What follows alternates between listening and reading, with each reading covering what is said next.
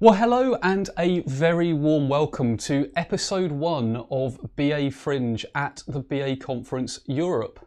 Now, you'll be aware, of course, that the main conference sessions haven't started today, and BA Fringe is really a sort of a look at some of the ideas around the edges of business analysis, whether that's techniques that we have perhaps forgotten about or newer techniques that should be brought more into the centre of our craft. And because we're around the edges, we're also around the edges of the conference. So you'll find us broadcasting before the conference and during some of the breaks. We're going to have interviews with speakers, we're going to have competitions and much, much more besides. Another really cool thing about BA Fringe is it's one of the few bits that you can get to I've got a silence alarm, Matt. One of the few bits you can get to outside of the conference platform itself. So do keep in mind that if you have colleagues accessing the BA Fringe, they can access that through YouTube as well as through the conference platform. So if you've got people outside, they can access it as well. Now, the conference is always an extremely social event. You can use the hashtag BA2021, that is BA2021, in order to let your friends know about what's happening at the conference. So do keep that in mind, that we're very, very social. We'll also be talking about competitions, and we'll be talking about various ways to engage with the BA Fringe throughout. So we're just having a little technical challenge, which we're just working our way through in the background here, viewer. So don't worry too much about that. That is one of the things about being live, is there is the occasional technical hiccup for us to traverse our way through.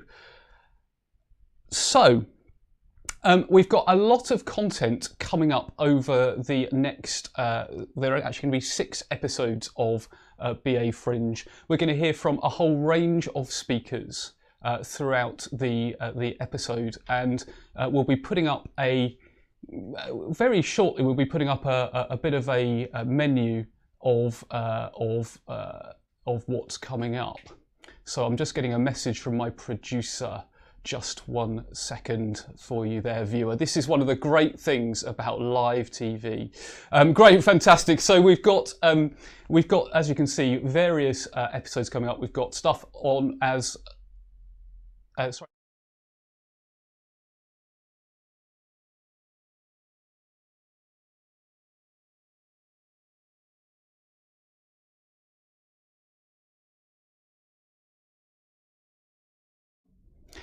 Okay, fantastic. So our slight technical issue there is now resolved, so apologies to people that are viewing live. At least now you know this really is a live stream. So I'd like to introduce our first guest. A topic that I'm sure that's very, very close to many of our hearts is the idea of benefits and business benefits. Perhaps that's a topic that that you want to be thinking more about. Well, I'm really pleased to say we're joined by Sam Merrick, who's lead business analyst at Shell Energy, as well as being a volunteer director of IIBA UK. Fantastic organisation to be involved with. He has extensive experience in leading BA teams as well as undertaking analysis as well, of course, and is presenting a session entitled Benefits, Now You See Them, Now You Don't. Beware the Wizard That Was, tomorrow at 12:30. So Sam, thank you very much for being here with us. Thanks, Adrian. I think it's today at 12:30, actually. Is it today? Oh, gosh. Well, yeah. There we go. That's hopefully. Yeah. So one of the things you mentioned in your presentation is around the challenge of disappearing benefits. So I was wondering if you could explain a little bit about what you mean by this and why it happens. Yeah, no, and thanks for inviting me on for the first live stream as well. So yeah, disappearing benefits. So for me, so we have benefits in business cases. A lot of organisations use business cases. If not, then there's probably a similar alternative that's stating why are we doing this change? Why are we making this project or this particular item on our backlog? Why are we doing it? And for me, disappearing benefits is where those benefits don't actually get realised. So I think disappearing benefits can happen for one of two, possibly three reasons. I think the first reason really for me is the benefits that are stated are incorrect. Now that might be known. There might be some bad behaviours there, in the sense that somebody's trying to sell a particular change because they get something from it. And we should remember that benefits for different stakeholders at different levels. For example, a change that results in quite a lot of profit benefits the owners of an organisation. It might not benefit customers. So every different stakeholder's got different levels of benefits. That can happen internal to an organisation, where you've got this kind of competition between different initiatives or different projects or different items on a backlog. So it can happen because of bad benefits. But I think quite often it happens because of either optimism. So you kind of thinking, right, yeah, this is my piece of work. It's going to be great. We're going to get, I don't know, 500,000 customers. Whereas actually, if there was a little bit more critical thinking, you might see, well, actually, it's 100,000 customers. So it's maybe quite a lot less. I think the second thing that can result in disappearing benefits is the benefits are irrelevant. They're not actually relevant to the change that's being made.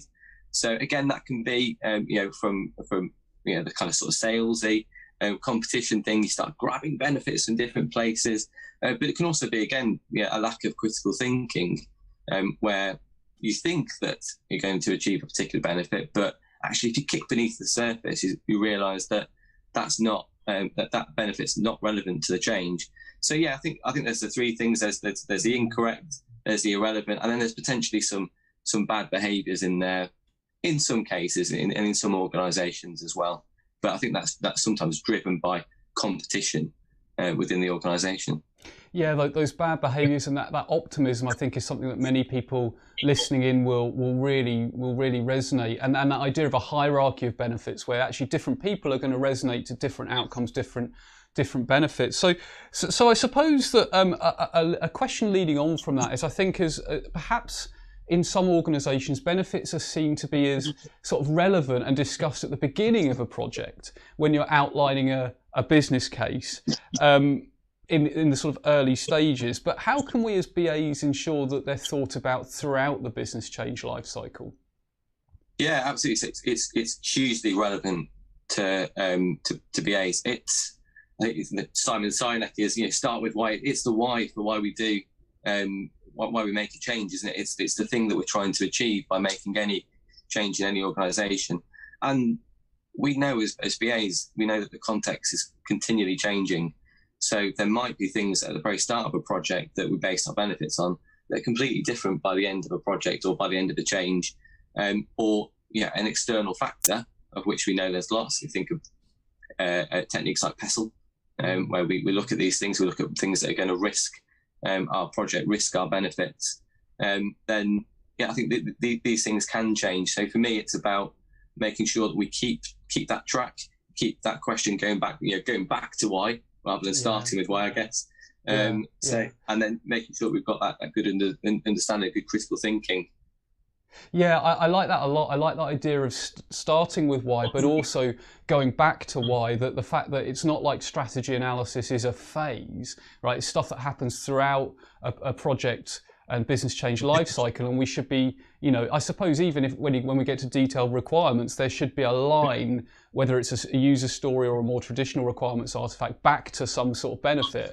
Because if there isn't, then there's the question of, well, why is that in scope? Why is that in scope at all, type of thing, or has the scope changed, type of thing? So, so you mentioned PESTLE there, a technique that I'm sure many of us will know about and be dear to our hearts. But are there any other tools and techniques, briefly, that you've mentioned that would be particularly useful if we're thinking about benefits management and the benefits life cycle? Yeah, I think I think the obvious one is the benefits map. I think a lot of people kind of look at that and say, well, that's the obvious one that ties your changes to your benefits. But actually, I think, if I may, I'm going to say too that I actually talk about in the presentation as well, which you might not necessarily think can help you with benefits. I'm going to say business model canvas and stakeholder wheel.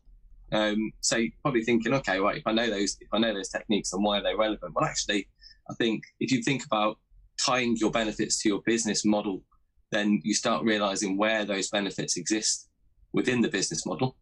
And the stakeholder wheel is about understanding, like I said earlier on, those different levels of benefit that exists for each different stakeholder, and using that to your advantage, because you can tweak a solution to change the amount of benefit that different stakeholders receive. So you can use that as a stakeholder management technique as well. Yeah, and as you were saying that, I was also thinking about perspective techniques like either PQR or CATWO, because different people are going to have different perspectives over the change. And I love the idea of the business model canvas. I'd never really made that connection before, but ultimately, I suppose you could even argue there's got to be a value proposition for the change. If there's no value proposition, then why are we doing it, type of thing. And that has a knock-on impact, or may have a knock-on impact on the value proposition or the cost, the cost basis of the actual organisation. So really interesting. Absolutely. Really it makes you think about customers and partners as well. There's a lot to it. Yeah. So if there's without spoiling too much, without doing too much of a spoiler, if there was like one or a couple of key takeaways that you really want people to take away from your presentation, what would that one or two things be?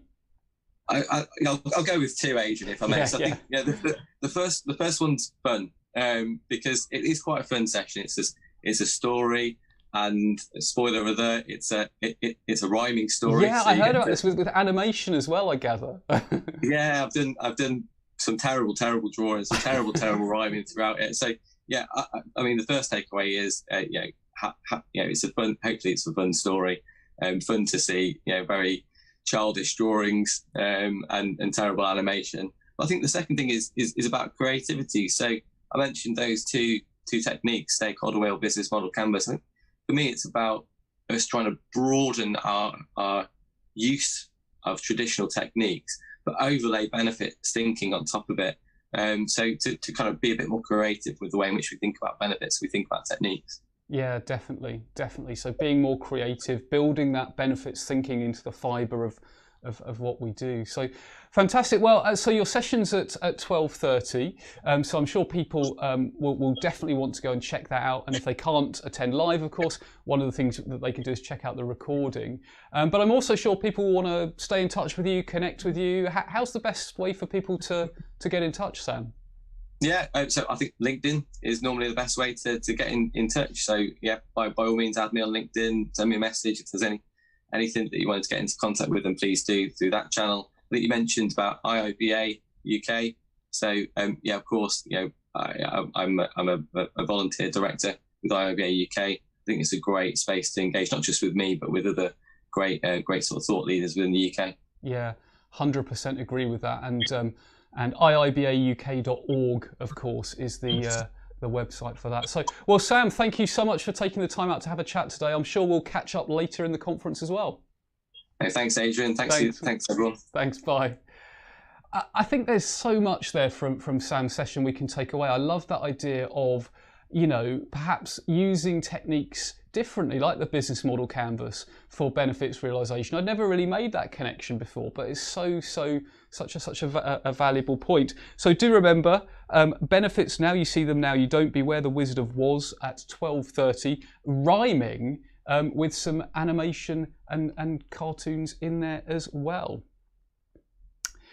So before we move on to our next section, I wanted to mention that we've got 6 episodes of BA Fringe that will be live streamed during the BA Conference Europe. This is just the first one. And I mentioned competitions earlier. Well, we're actually going to have a competition which will enable you to win a free ticket. One lucky winner will be able to win a free ticket to the BA Conference Europe 2022. Hopefully that'll be in person, of course, in London. We fingers crossed. Now, How would you like to not have to put together a business case to come to the conference, to be guaranteed a ticket? All you need to do is at some point between now and midday tomorrow, submit a shout out. Now you can submit a shout out about how much you're enjoying the conference, about perhaps something you've taken away from the conference, your favourite speaker. Maybe you're celebrating something at work. It can be a text shout out, it can be an image. You can upload an image, you could upload a little video if you're really creative. The more times you enter, the more chances you have of winning. There will be one lucky winner selected. The competition closes at midday tomorrow. All you need to enter is go across to bafringe.live. There's a very short form there where you fill in your details and the shout out that you want read out. Of course, T&Cs, as with all conferences, do apply, and let us know if you would like to see those. So make sure you get your shout outs in early, and we'll read as many of them as we can out in future episodes. However, I want to move straight on to our next segment. We have the world famous David Beckham with us. Not that David Beckham, it's even better than the footballer. We've got the original David Beckham the BA. You may well know Dave, he's a well-known BA keynote speaker and author, blogger, and from a personal perspective, I can tell you, all-round fantastic person. He's giving a presentation called Dude, What Just Happens, or What Just Happened, Reflections on the Pandemic at 11:35. And he agreed to give us a bit of an insight into what's going to be in his presentation. So, Dave, over to you.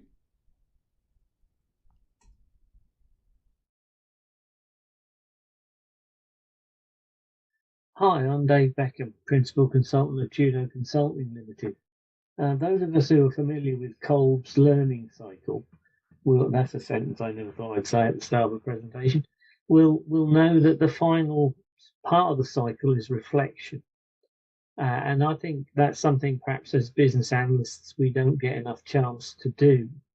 And I'm going to be presenting a session at the BA 2021 conference, reflecting on the coronavirus pandemic of the last 18 months, because I suspect not many of us have had the opportunity to reflect on it, because I suspect you've all been working very hard, you've all been working at home, you've all been dealing with new circumstances and new situations.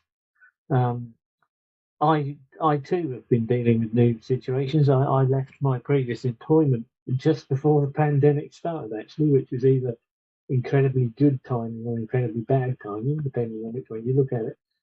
So I also had to get used to working at home, doing business via Zoom or Teams, and just generally probably being more isolated than I ever have been before in my working career. So my session is going to be a personal reflection. It doesn't reflect the views of IRM UK or any of the other sponsoring bodies. So any controversy it generates is my own fault. But I'm going to be looking at what happened, not in any great detail, more of a summary, because let's face it, we've all been through it, so we don't necessarily need to rehash it too greatly. But the implications on the BA role is where I'm going to be particularly concentrating my attention. What changed, why it changed, how it changed in terms of impact on customers, impact on processes, impact on projects of what we do, and how the pandemic has focused employers in different ways, and whether that's a good thing or a bad thing. It is up for grabs, I think, really. And also I want to touch on how the business analysis community, in a global sense, responded to the pandemic. I was able to present at conferences around the world during the last 18 months. If you were that keen you would have been able to attend events in South Africa, Holland, and various other parts of the world that we perhaps wouldn't have and wouldn't have been able to reach if we'd not been working virtually. So I'm going to be reflecting on the BA community, how we responded. Did we respond? Did we take the chances we were offered as part of the pandemic? Because in every time of disaster, there is opportunity in some way, shape, or form, as I've known and learned throughout my professional career and personal life. So, did we take advantage of the situation to the best we could? And what about the future? What would happen if we have another pandemic? Have we learned anything? Have we stored the process models and user stories that we've had to do as a result of this change anywhere where they can be accessed? Or will we actually have to go back and do it all again because we have no as-is to predict the new to be? So that's essentially what I'm going to be talking about. If that floats your boat, then do join in with the session. There will be a few opportunities for interaction as we go through in the form of the odd poll, if I can get them to work. But if that does interest you, then I will hope to see you there. Thanks a lot.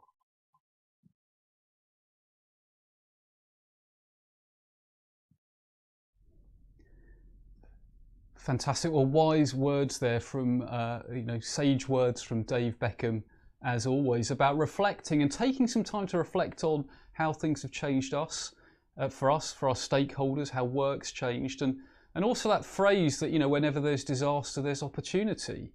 It's an interesting way of thinking about, what's changed, what we're going through, and which of those changes will stick. So do remember that Dave's session is Dude, What Just Happened? Reflections on the Pandemic at 11:35. So do be sure to check that one out. Always a very, very popular speaker is Dave. And of course, remember, one of the great things about a virtual conference is it's all recorded. So if you've got a schedule clash, just watch the recording. So I'm sure you'll be looking around the conference platform if you are at the BA Conference Europe, and be sure to check out the exhibits and sponsors booths as well. As always, the sponsors are a really important part of the conference ecosystem. And I had a look first thing. There are other competitions in there. There's free stuff in there. So you'd be mad not to go and have a look, go and have a conversation with the sponsors. They're an integral part, of course, of the BA Conference Europe. As a reminder, there are 5 more episodes of BA Fringe over the next 2 days. So just so you can get your diaries aligned, here are the episodes that are coming up. You can see the next episode is a little bit later today. We've got some collaboration and avoiding burnout. So do check those on the agenda. We've got some great stuff coming up over the next few days. Also, do remember that competition. In order to enter the competition for a free ticket for the BA Conference Europe 2022, get your shout-outs over to bafringe.live. Okay, so it's shout-outs that you submit through the bafringe.live. In fact, it's a great, even without a competition, great way of celebrating stuff, getting messages out there. When you see something that particularly resonates with you, pop it in the shout-out form. We'll read as many of them out as we can in the upcoming episodes. So that really does bring us to the very end of this first episode of BA Fringe. So what you now need to do, you've got 5 minutes before the conference proper starts. So you want to close this window down, or not close it down, but you want to head on over to the main start of the conference and hear the official conference start, and of course our excellent opening keynote. So until next time, thank you for tuning in, and see you on episode 2 of BA Fringe. Bye for now.